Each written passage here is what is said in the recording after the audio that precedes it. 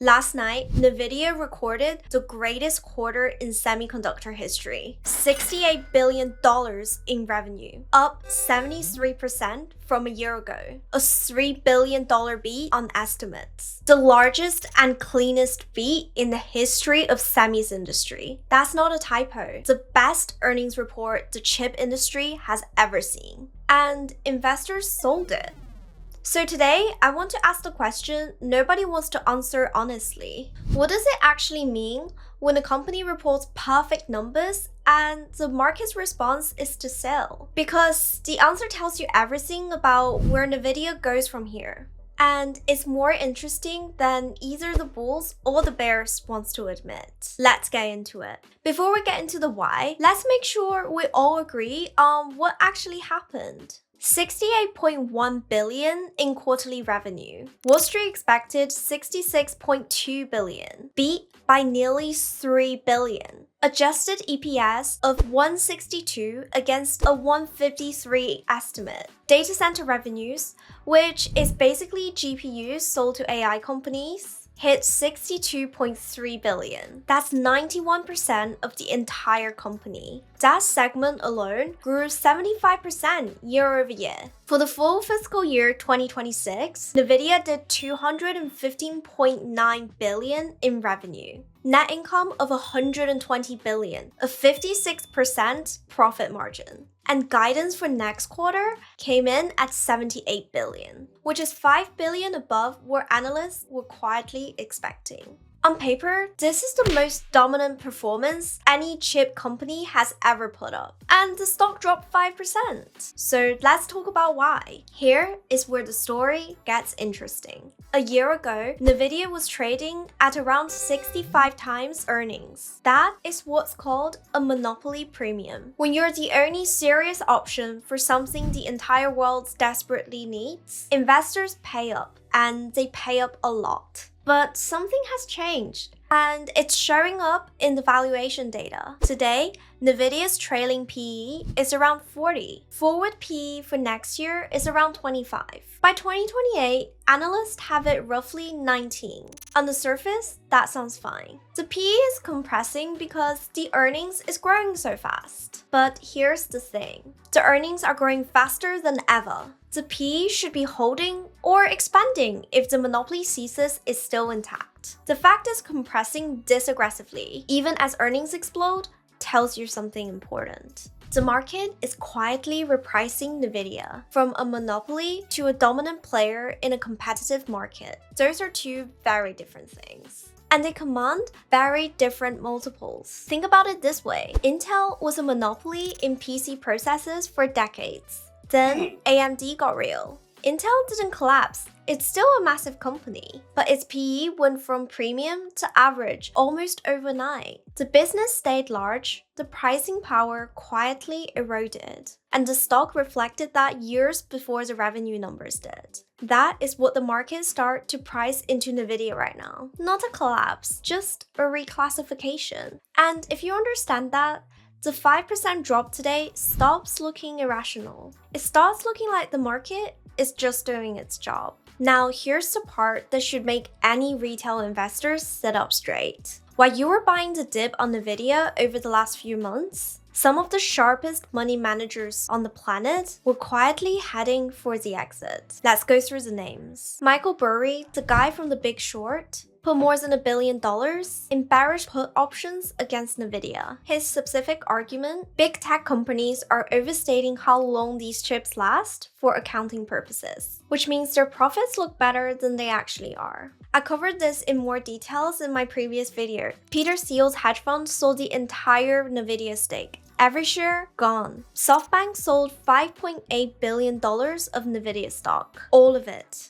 And immediately used that money to buy into OpenAI. Millennium Management, one of the most consistently successful funds on Wall Street, cut their entire NVIDIA position by 17% in Q4, while simultaneously doubling their Palantir stake. Others bought put options worth nearly 200 million to bet on the stock to fall. And then there's this. JP Morgan put out a note that said directly, while retail investors continues to buy the dip on NVIDIA and US tech stocks, institutional investors, including hedge funds, are becoming more cautious. Read that again slowly. Institutions are selling and retails are buying. It doesn't mean the stock is about to collapse, but it does mean the stock has a ceiling. And that ceiling is being set by the people with the most information selling into every rally. That's why a record quarter produced a 5% drop. The rally was a setup. The earnings were the exit.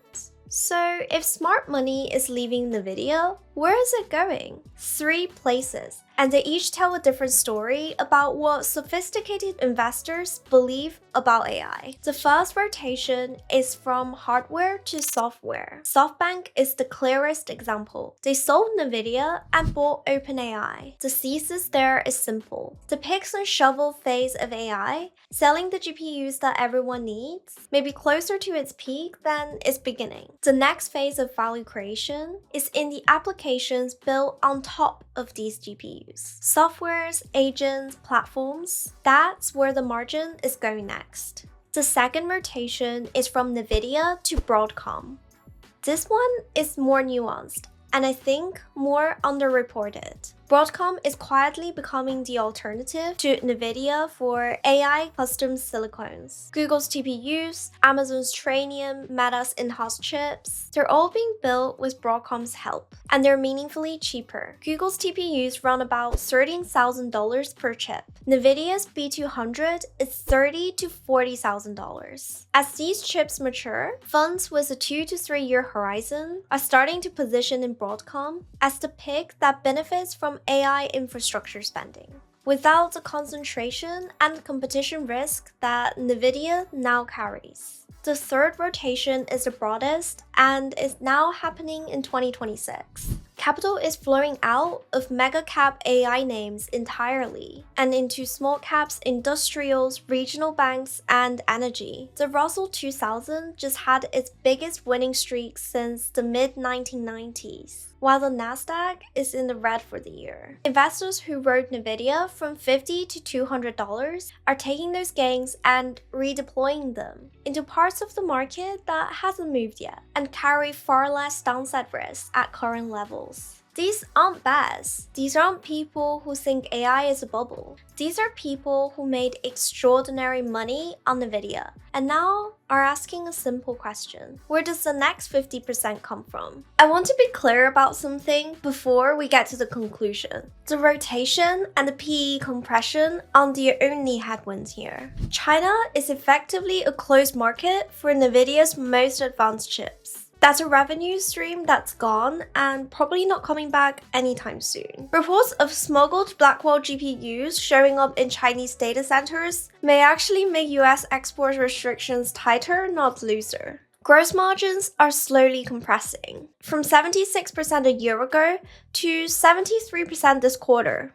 As each new architecture ramps up, production costs rise. If that continues, earnings growth start to lag revenue growth, and the valuation math gets harder to justify. And the depreciation question that Burry keeps raising is worth taking seriously. If these AI chips actually become obsolete in 2 to 3 years, instead of the 6 hyperscalers are claiming for accounting purposes, there's a wave of balance sheet write-downs that the market isn't pricing in yet. That's not a NVIDIA problem directly, but affects how much the hyperscalers can keep spending on new chips. And that spending is NVIDIA's entire business.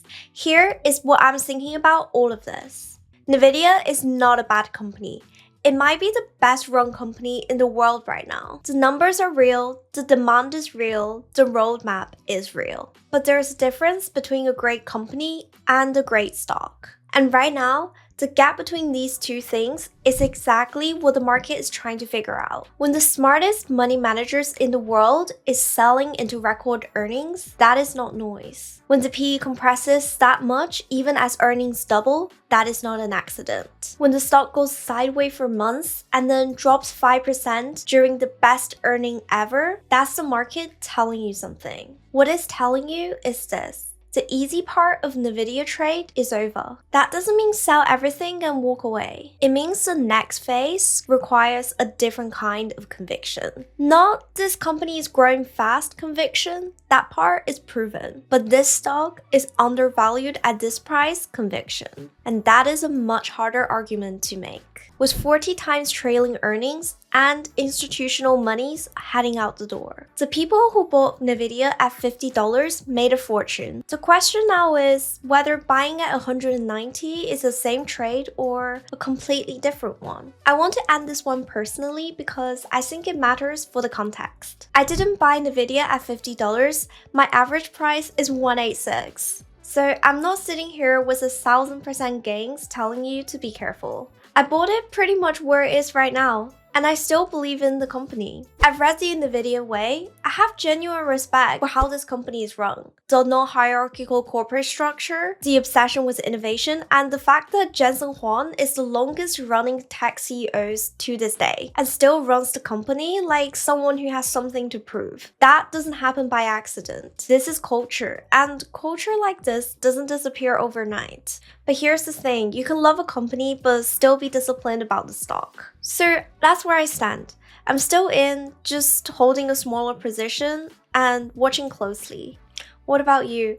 Are you holding, trimming, or not touched it at all? Drop it in the comments. These conversations are genuinely the best part about making these videos. If you want more of this kind of analysis, subscribe to the channel, and you can also subscribe to my free newsletter on pandacatfinance.com. Thanks as always for watching, and I'll see you in the next one.